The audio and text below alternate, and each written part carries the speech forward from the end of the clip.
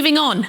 Another, well, maybe a bit of a miserable story, but let's see. More than 1 million homeowners are being warned their mortgage repayments could triple. Around 1.8 million people will see their fixed rate mortgage deal come to an end this year, leaving them facing much higher interest rates when they come to remortgage. Many could be forced to downsize in order to keep up with repayments. Joining me now is mortgage advisor and broker Sally Mitchell. Sally, thank you very much for joining me this afternoon. So it seems to be constant doom and gloom for people trying to get onto the property ladder, and then those who already have a home when it comes to their mortgage repayments, which are set to rise. Yeah, there's not a lot of good news, is there? It's affecting everybody. People who are remortgaging, people who are trying to get on the ladder, as you say, and people at the other end who are perhaps looking at only a few years to retirement and trying to plan exactly how to navigate these, much, much higher rates that we're having to deal with. It's changed so much, even in 6 months. And as a mortgage broker yourself, are you finding that there is still a steady stream of people trying to buy homes, or has it quietened down?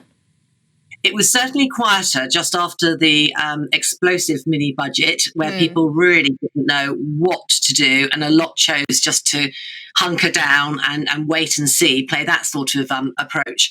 But for some people, there's always the right time to move. It might not seem it when it comes to the rates that are on offer at the moment, but there are other factors that govern why people purchase property and move. And sometimes those things can't be sat on. You have to go no matter what is happening in the market. And for those people, it's not a great choice at the moment. Now, I don't know how much attention you pay to the Labour leader, Keir Starmer, but he has come out to say that the Labour Party, if in government, will be the new party of homeowners, the new party of home ownership. If you were, say, advising him, as you do your clients, what would you say would be the best thing to do in order to get more people onto the housing ladder? Oh, what a lovely thought! The idea that I could advise Keir Starmer. Yes, I'll pay for that interview. There needs to be more help with people who are on lower incomes to actually get started.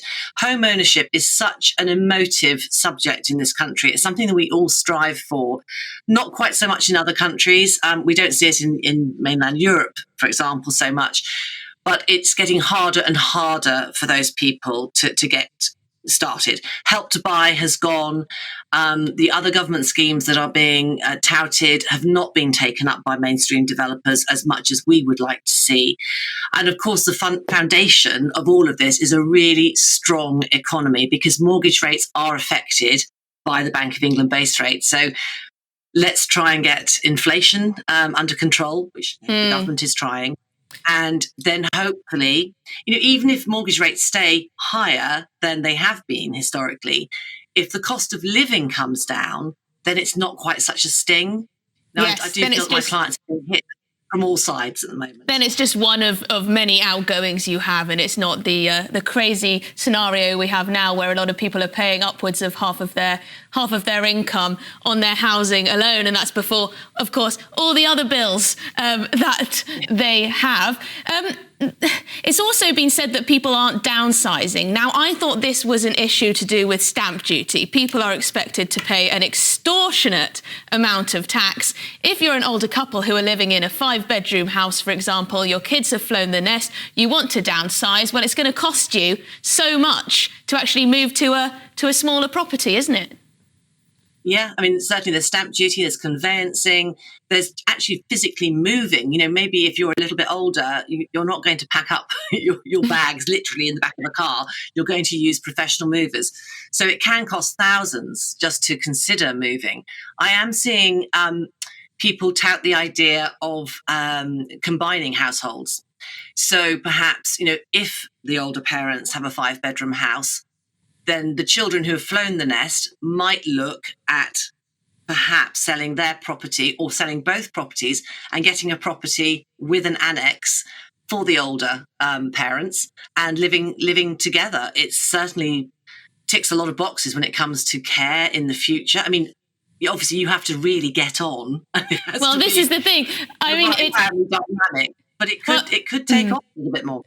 I mean, we often look to other cultures and other societies where that's the norm, that you live with your older relatives and help look after them, and that means that you don't need to pay for care and other things. But I think people are so used to having their independence now that they can't imagine doing that. But it could be cost-effective and also good for society. Who knows? Thank you very much indeed, Sally.